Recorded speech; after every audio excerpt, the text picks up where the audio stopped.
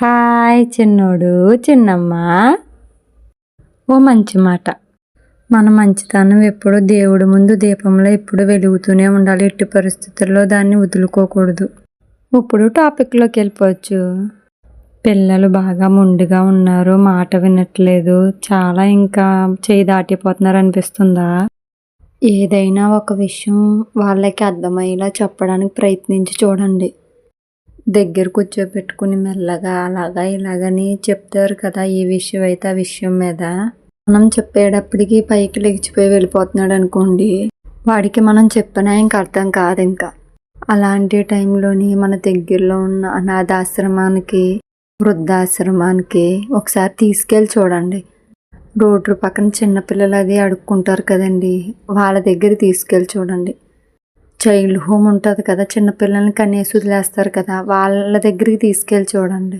అప్పుడు వృద్ధాశ్రమంలోని కనీ పెంచిన తల్లిదండ్రులను ఎలా వదిలేస్తారో, చిన్నపిల్లల్ని ఎలాగ అనాథల కింద వదిలేస్తారో, ఇవన్నీ వాడికి మనం చెప్పితే వినట్లేదు కాబట్టి వాడి కళ్ళతో చూసి తెలుసుకుంటాడు కదా.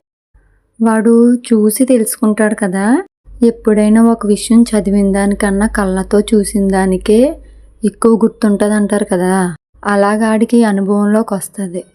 అప్పుడు మీరేమీ చెప్పకండి, ఒక్కటే చెప్పండి, రే నీ పద్ధతి బాగాలేదు ఇలాగా అని చెప్తే నువ్వు వినట్లేదు, అందుకని నేను ఎలాంటి ప్లేస్కి తీసుకొస్తే చూసి తెలుసుకుంటావని.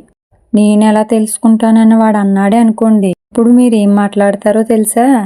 రే ఇప్పుడు నిన్ను భరించడానికి నేను తండ్రిని, రేపొద్దున నీకు పిల్లలు పుడతారు కదా, అప్పుడు వాళ్ళు నీ చేయి దాటిపోతుంటే ఎలా ఉంటుంది, ఎంత బాధ ఉంటుందో నీకు అప్పుడు తెలుస్తుంది. వాడు నీకులాగా ముందుగా ఉండి నీవు వయసు వచ్చాక ముసలివాడు అయ్యాక ఏ ఓల్డేజ్ హోమ్లోనే పాడేశాడు అనుకో, ఇప్పుడు వాళ్ళు ఎలా అనాథలా బతుకుతున్నారో రేపొద్దు నువ్వు అలాగే అనాథలా బతుకుతావు. ఎప్పుడైనా సరే ఎవరైనా చెప్తే విని అసలు ఏంటి అని అర్థం చేసుకుని మంచిగా ఉండమంటే నువ్వు ఉండడానికి ప్రయత్నించు. లేదు నాకు నచ్చినట్టే ఉంటానన్నావనుకో, నీ పరిస్థితి ఎలా ఉంటుందో లాస్ట్కి ఎవ్వరూ చెప్పలేం. మనం మంచిగా ఉన్నప్పుడు ఎవరూ మాట్లాడుకోకపోవచ్చు, కానీ మనం ఎప్పుడైతే చెడు మార్గంలో అడుగు పెట్టామో అప్పుడు చీమల పుట్టకి ఎన్ని చీమలు అయితే ఉంటాయో అంతమంది మాట్లాడుకుంటారు. తెలుసా నీకు?